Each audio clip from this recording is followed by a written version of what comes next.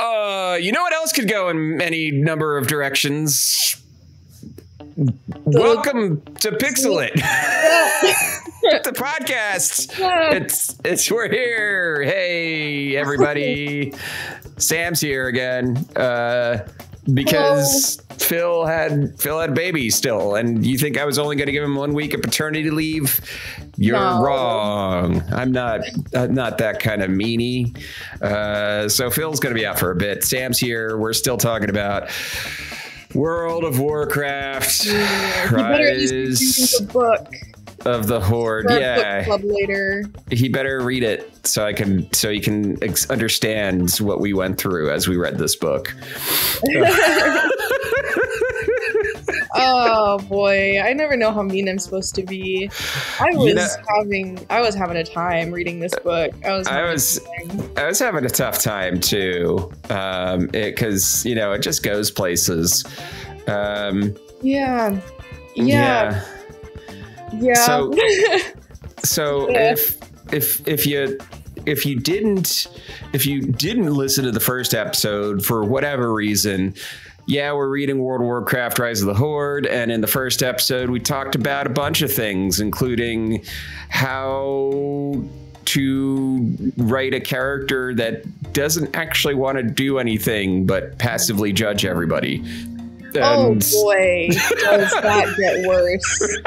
Wow, up until the end, I think I might still be maybe farther than you, and wow. Oh no, I've finished the book. I just don't have all my notes written down yet. Right into the end. I feel like there was this little benefit of the doubt voice in my head while I was reading it that was like, we can all use stories about normal people who do horrible things, who people who consider themselves to be fine, like they're just taking care of their friends and family. They're just, they get swept along into these horrible atrocities. Like, we have a need for those stories, but I really had to keep in mind, I had to keep that in mind the whole time while trying to empathize with Durotan as the main character, because boy, oh boy, he is all talk. And this might be a hot take, but Durotan still would have been tried at Nuremberg. He's a bad person. He's a bad person. Still, it still would have been on trial. It's like following this character around who is just constantly thinking, like, oof, I don't know about this. I don't know about this. I feel really bad. I feel bad about what's happening here. But he's not just like watching from the sidelines. He's He's carrying his hammer into pockets of civilians, smashing heads in while going, "Oh man, this isn't right at all." I feel terrible about this. Most of the time. Sometimes I get a little excited though. You do sometimes get a little excited. So we left off chapter 7. In chapter 7, they basically okay, what happens here in chapter 7? Drekthar then manages to gaslight Durotan into believing that the night he stayed with the orcs was a bad thing. All right, we're in chapter 8 now. Yes. Thrall writes something at the beginning of chapter 8, which is very much along the lines of Thrall's version of the "I have a dream" speech to open the chapter. Very awkward. And then we get an orc training for war montage. Yeah. Also, Thrall should be in heavy disavowal territory. All of his letters should be, I aspire to do everything that my dad could not do and did not have the courage to do. But all of his letters are like, golly, I hope I someday grow up to be so brave like my dad. What are you talking about?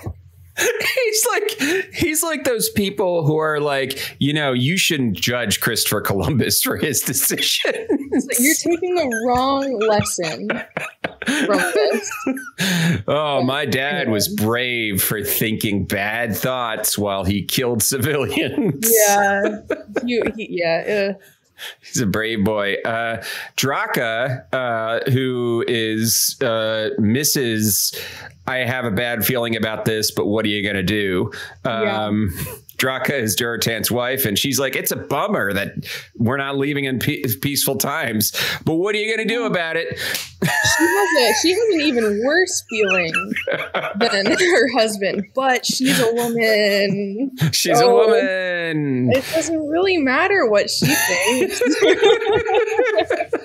What are you gonna do? It was funny how like they even said that in one of the chapters. It was like, man, Draka would really have made some better choices, but you know, she's just the wife. She's the wife of the chief, and she can't do anything. Yeah, it would have been nice if she'd been in charge, but she's not. So she doesn't have it. Doesn't have it. So Rulkan is pestering Ner'zhul that the orcs are taking too long to train, and she also hints that there are other types of magic, and there is a force out there that may be ready to take them under their wing. Oh ho! I wonder who that is. And Orgrim and the Blackrock clan are on the hunt for the most dangerous game, people. And he has misgivings. So Orgrim has like on a sliding scale of like, I feel bad about this. Like Draka feels the worst, and then Durotan. And Orgrim has misgivings, but he's still going to crack somebody's head in with the Doomhammer, you know, given the chance. I feel like, if 10 is feeling bad enough to do anything differently, I'd maybe put Draka at like a 6. Yeah. Put Durotan at maybe like a 4. I put Orgrim maybe he's sitting at like a 1, which is pretty good compared to everyone else. The rest of the orcs have somehow slipped into the negatives. Yeah. It's properly explained that the orcs are on a quest to genocide all the Draenei who have been living there peacefully. The orcs have just been told by their ancestors that, hey, go genocide the Draenei. They haven't done anything, but go kill them. And it's not even, and then the other orcs are like, you mean they haven't done anything yet? And the ancestors are like, sure, let's go with that. It's an uncomfortable book to read. So the Blackrock clan just murders the shit out of a Draenei hunting party that was just minding their own business. And then Orgrim tastes their blood and thinks it's very sweet. Even just talking about this, I'm like, this episode needs like the fattest content warning. It's so hard to like. These are sensitive topics that have real world parallels, and it's very hard to talk about them sensitively when the book just kind of goes for it. It goes for it so hard. Yeah.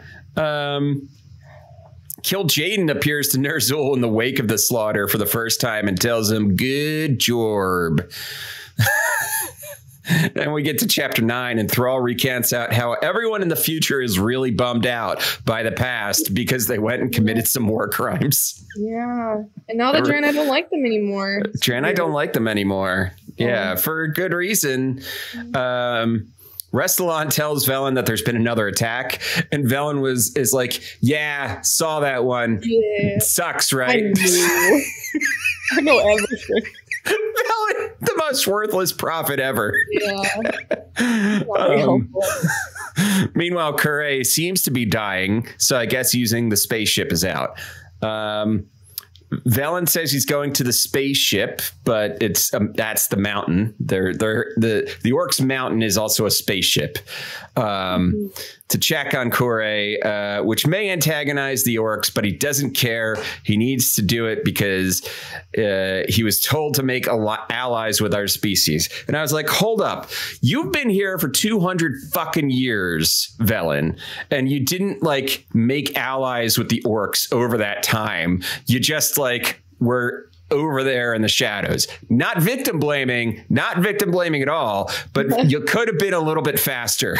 Yeah, that's where things started to get a little bit confusing for me because presumably the Orcs were hanging out on the planet before the Draenei got there. They seem to like have kind of like a historic like memory of the Draenei arriving. And so the spaceship arrives, becomes the sacred mountain, and that is what like attracts the Orc ancestors. Right. They were saying. And so did the I don't know. You know what? It's okay. It's fine. It falls apart just a little bit, yeah, because basically the mountain spaceship, Space Mountain ship, Space Mountain. It's Space Mountain. Attracts the ancestors because they really love roller coasters, and so yeah, it makes me want, because they say in the book like the only reason the ancestors are drawn to that location is because of this being of light, because of this like Naru. Right. And so I'm like, oh, did the Orcs not commune with their ancestors before the Draenei got there? Like, right. It seemed like this was a pretty long-standing tradition, but I guess it's not. Yeah, and like his 200 years doesn't feel like long enough to get a lot of ancestors. To get a lot of ancestors. I mean, 200 years is a long time, but if we're talking generationally, like what? There's people whose like grandparents, I think there's like a guy whose grandfather was in the Civil War or something like that, and that was like 160 years ago now. So I was just looking up how long do orcs live. How long do orcs live? Well, so unexpectedly they live to between the ages of 80 to 100, and they reach adulthood at age 18. Okay, so just copy paste that human lifespan right onto them. Yeah, I was like, oh, maybe they only live for like 40 years, and then that's a lot of ancestors. Yeah, but no, you could have a really old orc who's like, yeah, my grandfather was there when the Men in Black came. But then, that also leads to like the perpetual weirdness of like Thrall's chapters, where he's like, wow, man, crazy how like we were all living in peace, and then we got enslaved by the demons and committed a genocide and destroyed a planet and came over to this one, and that was what my dad did. It's like, wow, that happened fast. Wow, it's like, it's not like generations of it's more like 7 years. It's 7 years. Well, that's the thing. I don't know how I don't really know how long, like the way the book is written, it feels like this takes place over the course of a month. Yeah.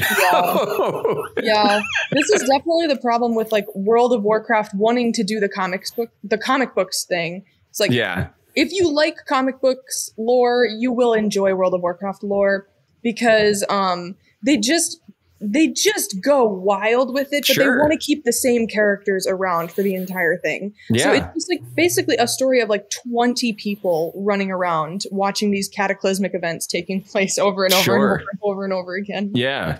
Yeah. That's a good parallel, because when you think about it, like Peter Parker has 60 years of continuity, but in the comic books, he's like in his mid-30s. So you're somehow jamming 60 years worth of stuff into 20 years. Yeah, he's been through a lot.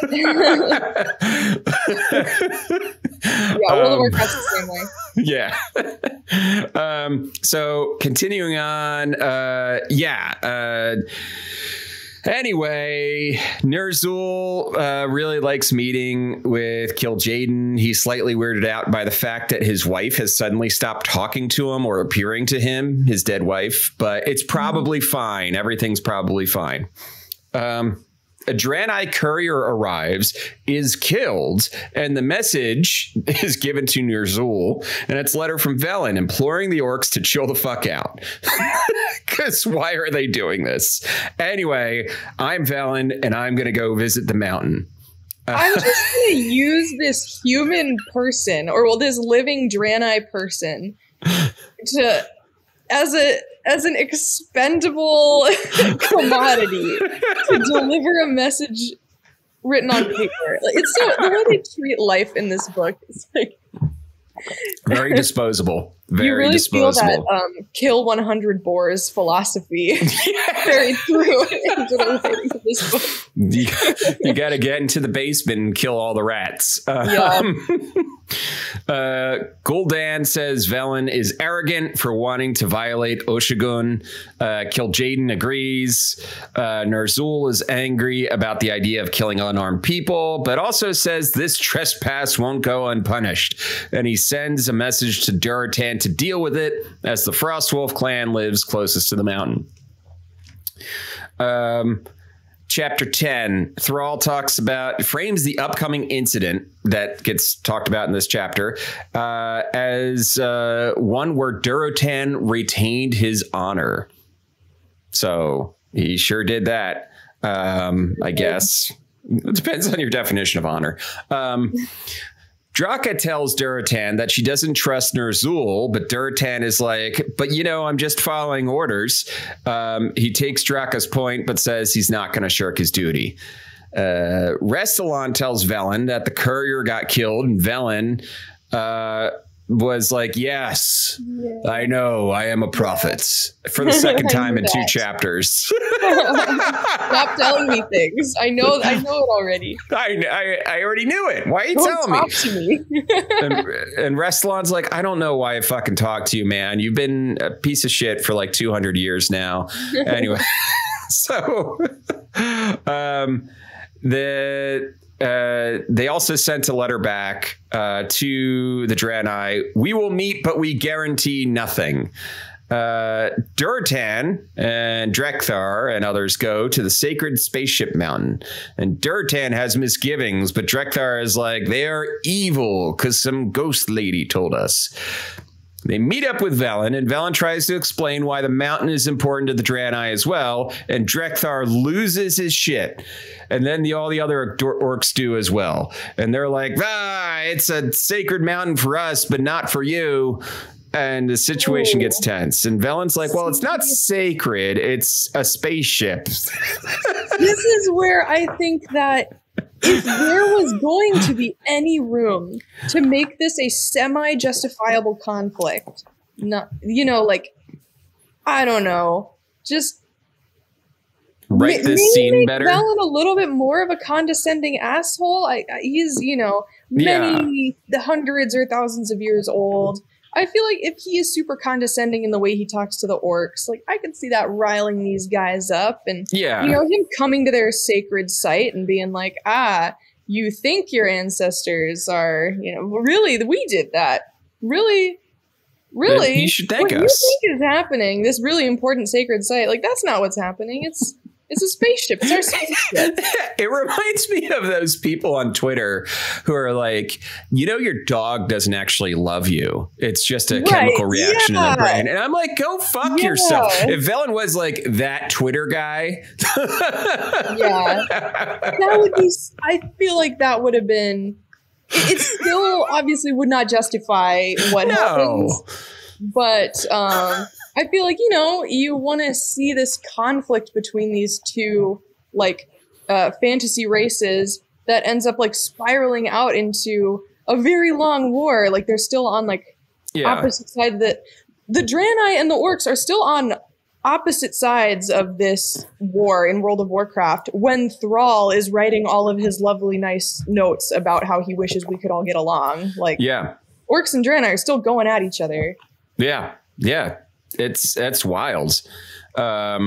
Draka is disappointed in her husband for not like silencing them, and it's so dumb. Durotan's like, I've already told them to hold their spears. I can't tell them to hold their tongue too. And we're like, you can. Yeah. Real bare minimum stuff. Real bare minimum stuff. Some magic gets flung back and forth, and they take Velen prisoner. Durotan wrestles with his emotions, but continues to not really do anything. And then Durotan finally goes to speak with Velen in private later, while Velen is all tied up, and Velen's like, "What the fuck, dude? Didn't you like the dinner we gave you?" Yeah. Velen also mentions that this war has been entirely one-sided and there's no intent to attack the orcs from the Draenei side. Durotan wants to believe him, but the Force ghosts keep telling us, you're bad, so we got to believe him. Durotan is going to keep the stones that Velen had on him, the magic Automol crystal stones, but he's going to let Velen and the others go. And this is like the one time Durotan does a thing in this book. Yeah. Agreed. Yeah. He does let Velen go. Yeah. Seeing the way the Draenei were like being treated when they were like taken prisoner. Reading this book is just an experience. It's a wild experience. Drekthar's unhappy about Durotan's decision. And Durotan's like, well, whatever, it's my decision. Velen does the sad Charlie Brown walk home. And when he gets home, he tells the other Draenei that they have to get ready for war. And then Kure is dying and screams. And the shamans are like, see, Durotan, that's the mountain ancestors screaming because you let Velen go. And Durotan's like, that's not it at all. That's not it. So yeah, the Draenei are going to start fighting back. Whoopsie. Chapter 11. Thrall mentions that Ner'zhul and Gul'dan are two of the darkest names to ever sully the history of his people. Durotan. Just those two? Okay. Yeah. The book also really wants to have it both ways with the orcs because it mentions that they're they're a peaceful, they're a peaceful bunch. They just like hanging out and broing around. If only this all hadn't happened, they'd still just be broing around out in the woods and enjoying the hunt. But then it'll occasionally also mention like, well, like all orcs, we love to revel in the, joy of the slaughter. The glory of the kill and the combat. We just want to smear blood all over our faces and just bro out and be. It's like, wait, which? I don't know. Bro out, commit war crimes. That's really the way the orc lifestyle goes. Durotan is telling Ner'zhul he released Velen, and Ner'zhul is not happy. But then he starts getting worried that like Ner'zhul, this like starts Ner'zhul to start thinking, wait a minute, maybe Kil'jaeden's not great. Maybe he's not great. Whatever, it's fine. Disregards that, and he starts thinking about a horde, if you will. A horde, if you will. Boy, oh boy. Oh boy, if you will. A big gathering of orcs, or a horde, if you will. If you will. Durotan gives Ner'zhul the stones, and Ner'zhul has begun to doubt Gul'dan's motives. Later, Ner'zhul presents the stones to Kil'jaeden, and Kil'jaeden is upset that they let Velen go, but he's fine now that he has the stones. That kind of softens the blow a little bit. Even later, Ner'zhul gets a letter from a clan that they have successfully slaughtered a Draenei town, murdering every man, woman, and child while they slept. And the orcs danced with blood on their faces and reveled. And they ate their fill, and it was good. It was good, and the orcs were happy because that's what they do, baby. Ner'zhul decides, all right, I'm going to go to the mountain and talk to the ancestors myself. And when he gets there, oh boy, are the ancestors mad. Yeah. Whoops. You were never talking to the ancestors before, Ner'zhul. I mean, you were at one point, but that's, oh no. They're like, you idiot. That wasn't us. We didn't tell you that. He's like, what can I do? And then they're like, nothing. You're too fucking dumb to do anything about it. Bro. You got catfished. His wife is like, what the fuck, man? He doesn't even look like me. Doesn't even look like me. It's like, got catfished on Ghost Tinder. But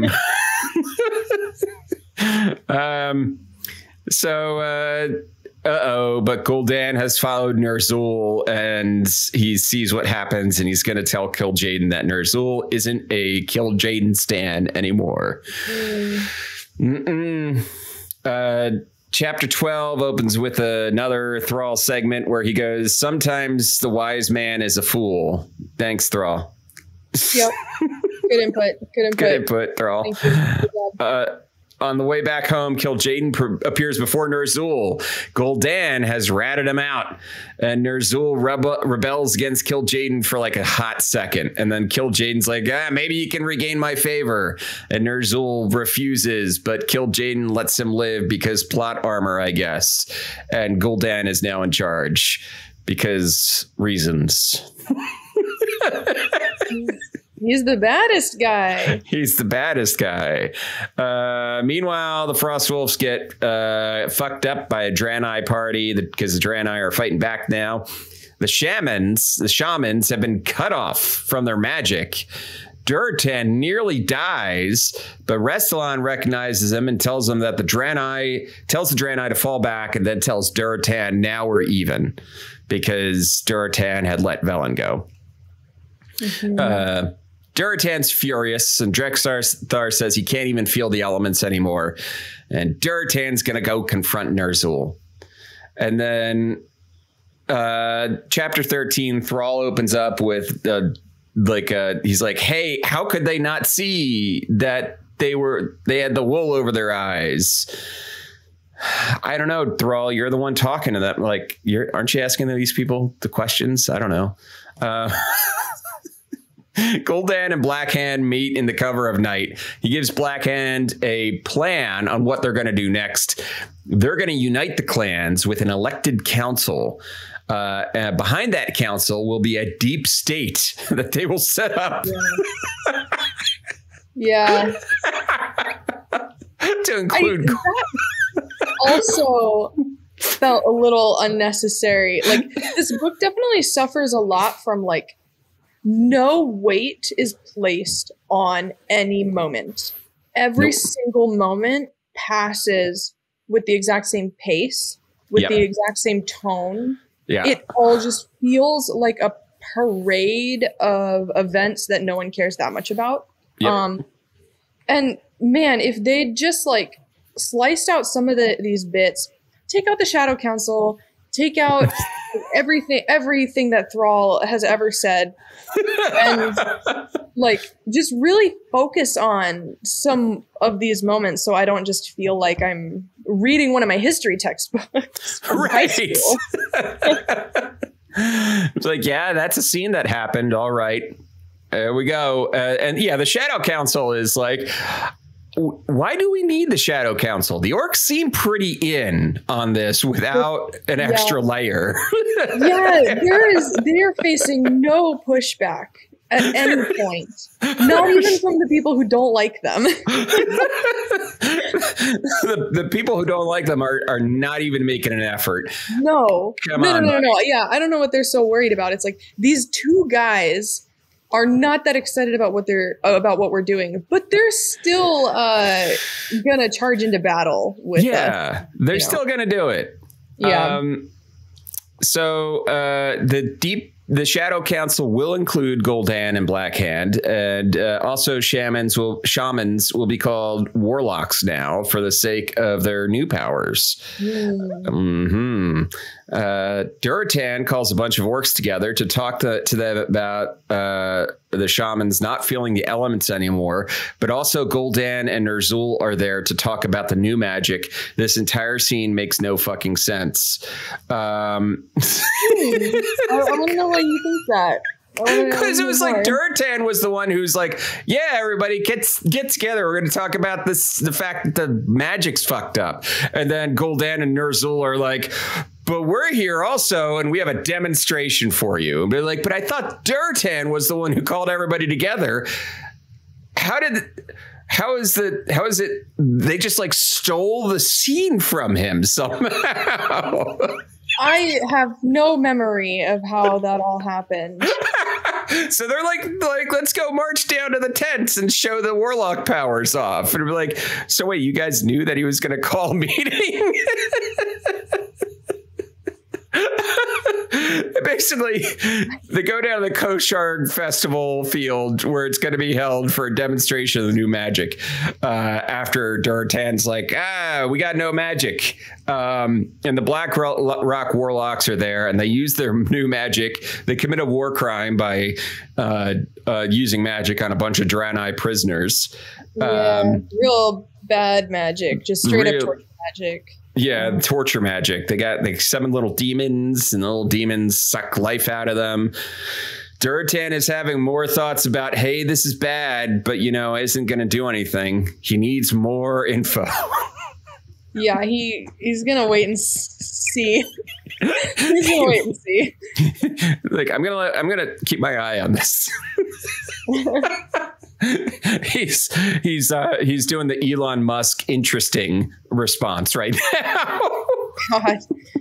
I think that moments like this in the lore do kind of show off what I like about World of Warcraft. I think it's cool that you have all these different character classes. Obviously shamans are one of them. Obviously warlocks are one of them. And hearing a little bit more about how all of these different character classes came to be and the implications of their magic.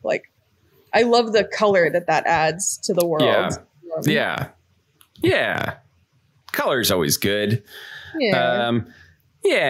There's a party that night, and Durotan forbids the Frostwolf clan from taking part. Drekthar begs Durotan to use the new toys, and Orgrim is like, hey, maybe it'll help us win. And Draka's like, the new magic is super weird and I don't like it. So we get a wide variety of reactions. Chapter 14, Durotan is one sad orc. Blackhand is chosen as the head of the chieftains, and Durotan doesn't even try to object. And Blackhand leads a For the Horde chant, because I guess that's what we're being called now. Durotan and Draka go home dejected. The shaman come back after training a few days later, super proud of their new magic. Later, a warlock from Blackhand arrives. This is the most fucked up, one of the most fucked up bits about this entire story. So this warlock from the Blackhand clan comes to Durotan and is like, we need more people. We need more warriors. Yeah. And Durotan's like, okay, well, do you need us to go make babies or something? And the warlocks no, we can't wait 6 years. And Durotan's like, I don't understand what you mean by that. And the warlock Kurkul is like, no, we're going to take your kids and we're going to age them up to adulthood. So see that 6-year-old right there? Bam. We're gonna make that 6-year-old an adult. And Durotan's like, what? What? Durotan grabs Kurkul and orders him to get the fuck out of there. But not before Kurkul goes and grabs a bunch of the kids together and ages them up to adulthood. And they're crying in pain. And when they're all done, they're just a bunch of 18-year-olds sitting there and crying like children, because they're still children brained. They're just in adult bodies now. Yeah, that was like another one of those things where it's like, I feel like I should feel a certain way about like any of the stuff that's happening, but it all just is kind of like this desensitizing, fast moving like series of just like things. And it's like just reading it, I was like, this should have way more weight than it is given, but it's given the exact same amount as like everything else. Literally every other moment of this story is treated the same. And this particular story, like in abstract, is so weird and fucked up and gross.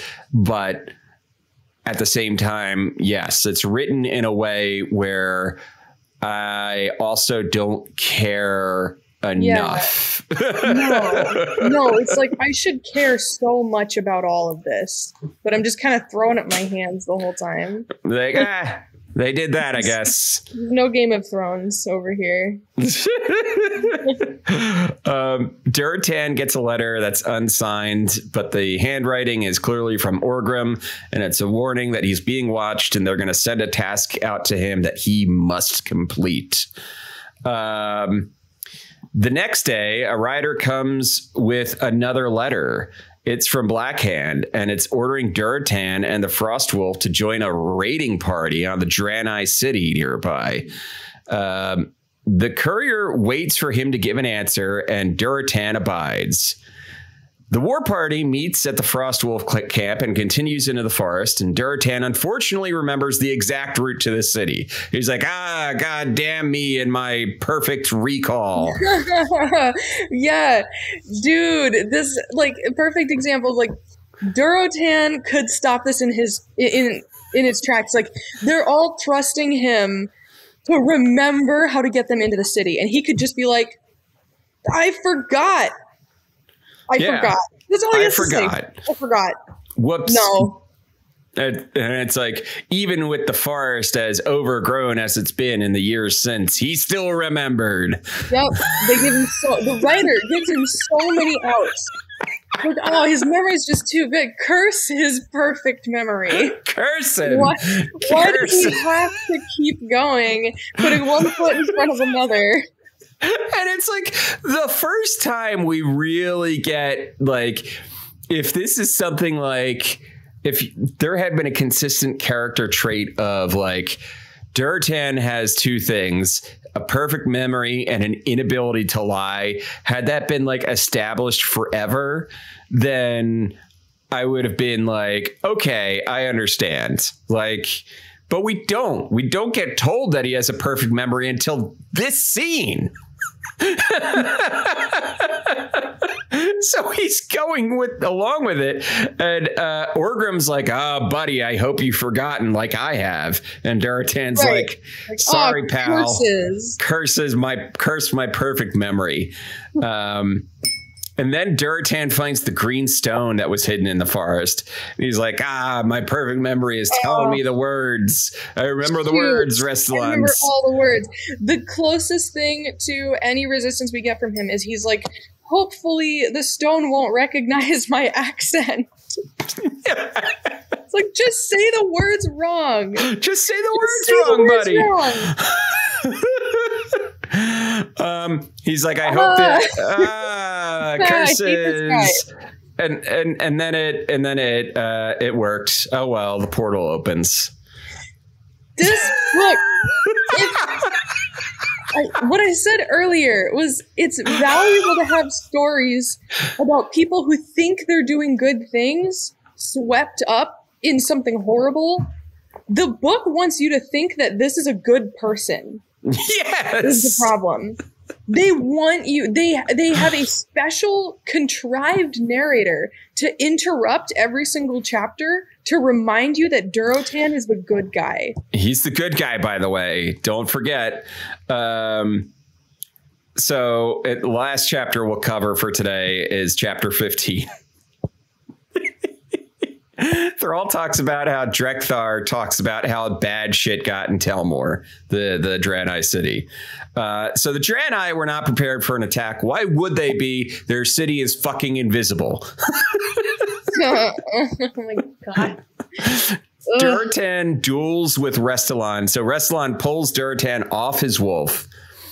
has the upper hand, is about to kill him, but Durotan's wolf bites Restylon and starts like ripping his arm off, and then Durotan kills Restylon, and he's sad about that. And then he looks over, and Orgrim is just exploding heads like watermelons at a Gallagher concert. He is just killing people. And then Durotan sees a crying little girl, and she starts like hitting out his like legs, like, you son of a bitch. And he's like, I'm not going to kill this little girl. And then another orc just like puts a spear through her head. And the orc is like, you owe me, Durotan. And Durotan's like, I don't like this book. I don't like this book at all. Yeah, so it's an easy win, and the orcs just start trying to break shit. They just start like breaking statues, and Durotan's like, why don't we just tend to the wounded instead, instead of just breaking shit? And the orcs are like, okay. And then Durotan, the good guy, orders the wholesale slaughter of any Draenei that they find alive. And then he's like, man, I wish Restylon had killed me. Yeah, I'm so much of a coward that's the only, like, I wish that someone took away my responsibility to do the right thing in any capacity. God damn it. So that's where we'll leave off for today. I don't need to like the orcs. Like, I'm an Alliance player. I'm not a fan of... Not a Horde fan. No, I don't need to love the orcs or think that they're doing good things to enjoy playing the game, to even enjoy playing, like, as, any one of the, like, Horde characters. Like, I don't need to think that they are the bestest guys. Like, in the original Warcraft, the orcs just liked to murder some humans. Yeah. They just enjoyed it. They thought it was fun. Yeah. You can't keep that energy, but then try to get me to be sympathetic toward them. Right. Just let me think that they're a bunch of assholes. Right. And I'm like, no, they're not bad. The only people who are bad are the Sargeras corrupted people, which the orcs are. But no, not like that. Yeah. Like, how far back do you have to pull it to be like, Kill Jaden is actually sympathetic? Oh, man. Yeah, like, you can always fall back on, like, oh, well, the orcs got tricked. Like, they wouldn't have been doing any of this if they hadn't been tricked. But I don't know. I feel like this book could have brought me along, right? Rather than dragging me kicking and screaming through this narrative. Yeah. It had it, and like, if it was thoroughly from the orcs' point of view too, and there was a better job of the trickery not being so transparent, I think it would have made more like, that would have been like a stunning turn 2/3 of the way through, where it's like, oh my, like, where they all have like the, oh, are we the baddies moment, whereas instead of Durotan being like, oh, are we the baddies right off the bat, but then never fucking doing anything about it. I imagine, some of the challenge of, like, most of the people who are going to read this book are probably already familiar with what happens. Like, we know that the orcs make it to Azeroth. We know that Velen survives because he is an NPC in World of Warcraft. Like, all of these things that we know that, like, the orcs were tricked by Kil'jaeden. We know these things. And so it almost feels like this book is constructed with that knowledge, almost as a way to totally forego the concept of structure. I agree with you. Like, if we'd been reading this book and we didn't find out that Kil'jaeden existed until the 70% mark, that would have been wild. Right. But no, we just read the entire thing with the orcs occasionally interjecting, we're being goobers. I think we're being duped. Yeah. Oh, well. You just read it, and the entire time you're just in the mindset of like, why the fuck is this happening? Why is this happening? What are we doing here? What are we doing here? Yeah. What's going on? So that's part 2 of this book. It's in terms of my personal estimation and amongst all the books that we've read.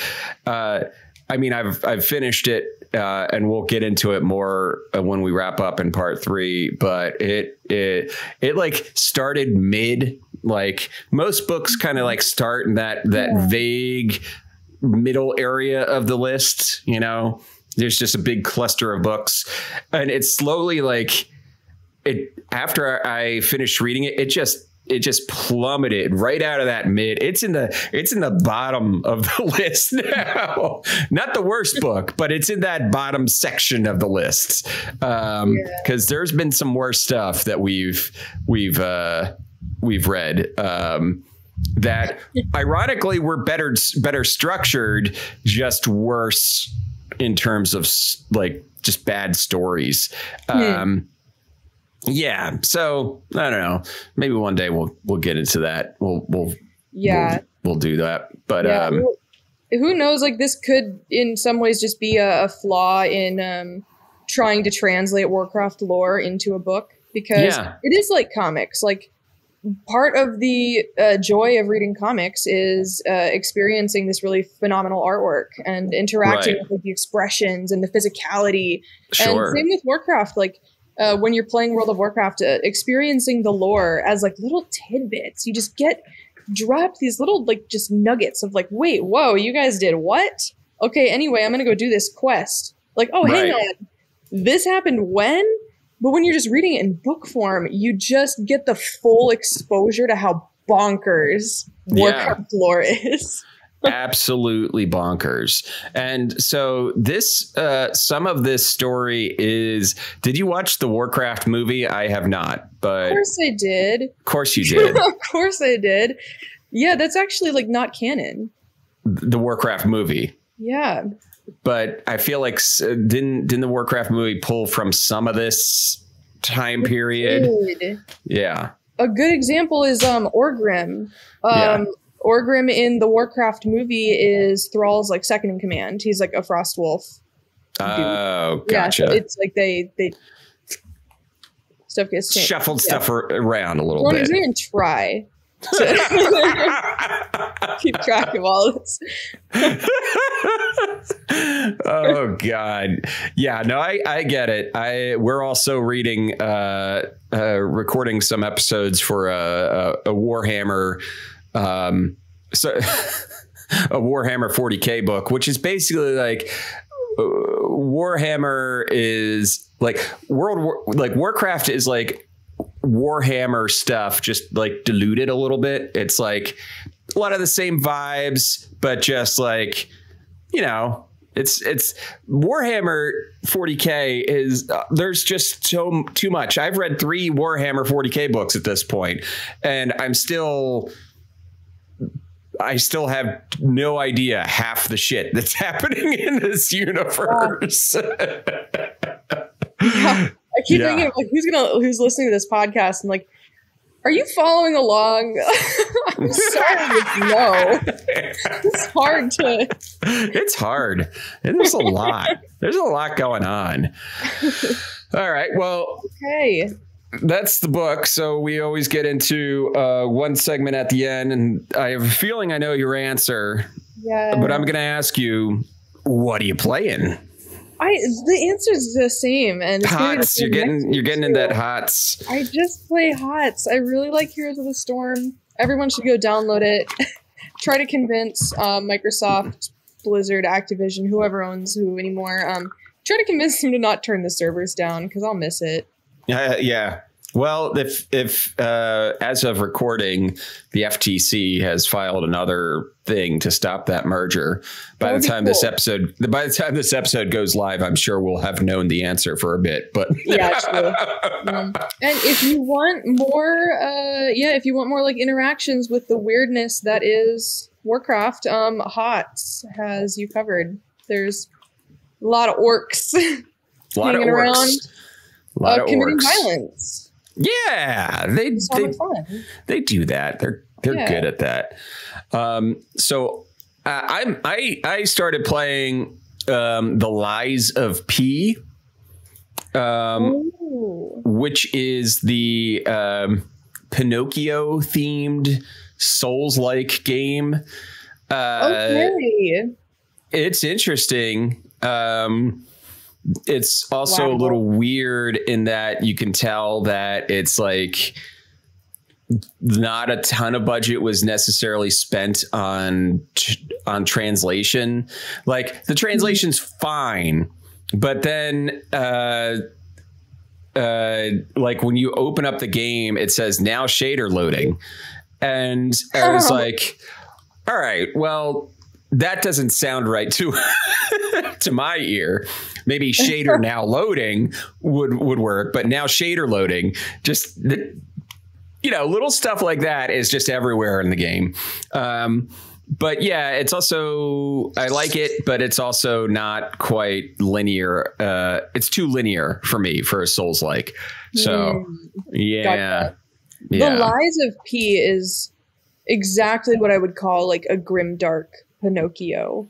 It is. Yeah. It's pretty much that. It's set in the Belle Epoque era, which is like Moulin Rouge-y type.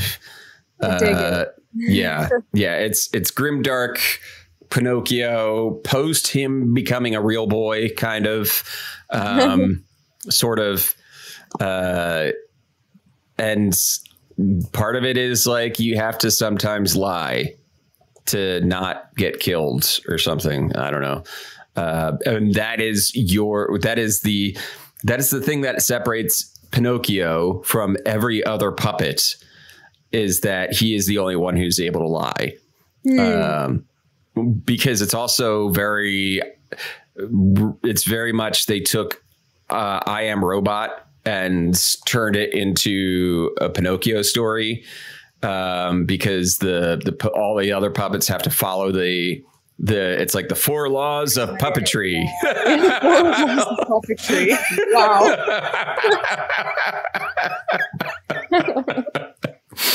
Oh God. Well, this sounds cool. I'll have to check that out. Who am I kidding? I only play Heroes. Who are you kidding? You might even, I have a feeling like next time it's going to be like, you're like, yeah, actually I installed Warcraft 3 and I'm playing Dota 1.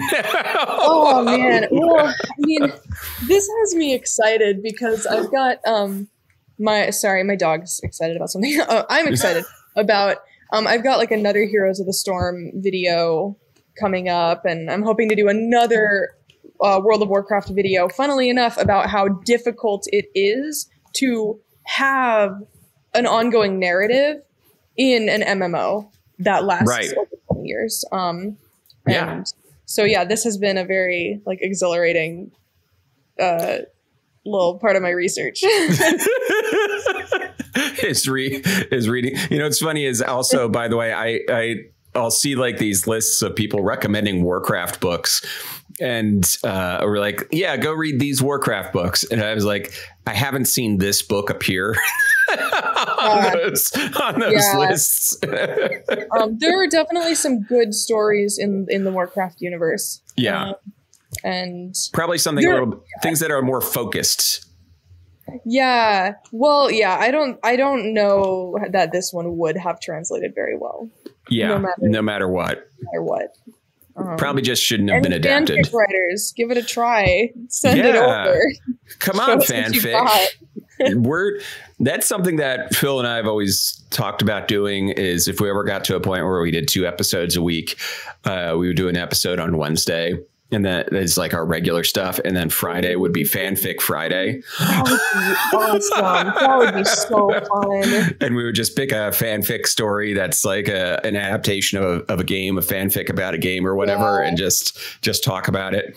Yeah, straight up. Like there are just some like real big brain fanfic writers. I've read some phenomenal fanfic. I bet. I would love to. I would love to go down that path and see what happens. So, Sam, do you have anything to plug before we go, other than, you know, go watch your YouTube? I'm chilling. Yeah. You have a great YouTube. It's over there. It's being awesome. If you want to check out my work on YouTube, you can find me under the channel name Afterthoughts. I've got a lot of stuff on games, got a lot of stuff on storytelling. Love both. So yeah, thanks for having me on to marry those two interests. Yeah, no, anytime. Thank you for being on, and we got one more episode with you before you go. Thank you guys so much for listening. You can check out Sam's work on the YouTube channel Afterthoughts. She does amazing work there. I want to give a special shout out to the patrons at the Geek Scholar level: Friendly Friend, Jesus Loves You, and Ruthless Mutter. Thank you so much for being our $10 patrons. Your support means the world to us. You can find us on Twitter. You can find us on Facebook. You can find us on Instagram. You can find us on Blue Sky at Pixelit Pod. Just put the name in there, and you should be able to find us. Don't forget to like, comment, subscribe, rate us 5 stars, all that fun stuff. Thank you so much for listening, and have a good evening.